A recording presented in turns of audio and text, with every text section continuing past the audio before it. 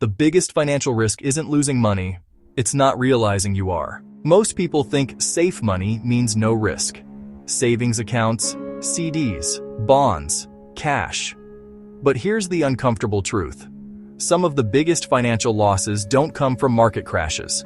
They come from money that never moved at all. Today, I'm going to explain why safe money isn't actually safe, and why millions of people don't realize it until retirement, when it's too late to fix. When people say they want their money to be safe, what they usually mean is this: I don't want to see my account balance go down. And emotionally, that makes sense. But financial safety isn't about whether your statement goes down this month. It's about whether your money can still do its job 10, 20, or 30 years from now.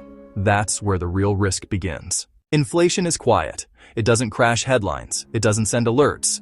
But it erodes your purchasing power every single year.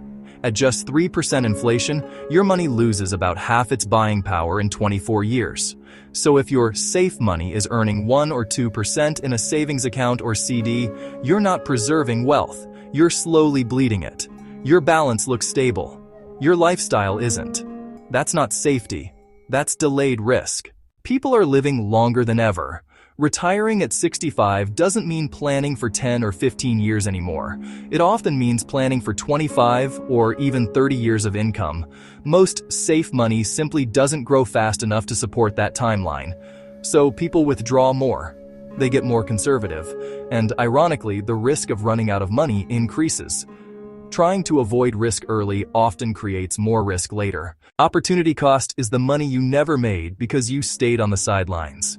When your money sits in cash during strong market years, those gains don't come back later. There are no do-overs. Many retirees look back and realize, I was safe, but I was stuck. The cost of playing it safe wasn't a crash. It was missing decades of compounded growth. This isn't because people are careless or irresponsible. It's because risk is usually oversimplified.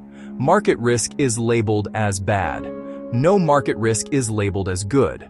But real risk includes inflation risk, longevity risk, tax risk, sequence of returns risk. Avoiding one risk while ignoring the others doesn't make you safe. It makes you exposed. True financial safety isn't about eliminating risk. It's about balancing it.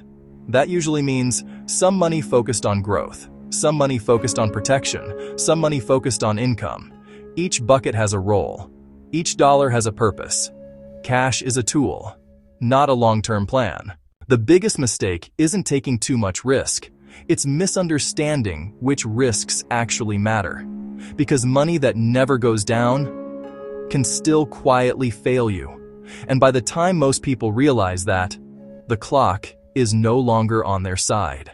If you want clear, honest explanations about money, insurance, and risk, without hype or scare tactics, subscribe to The Risk Check.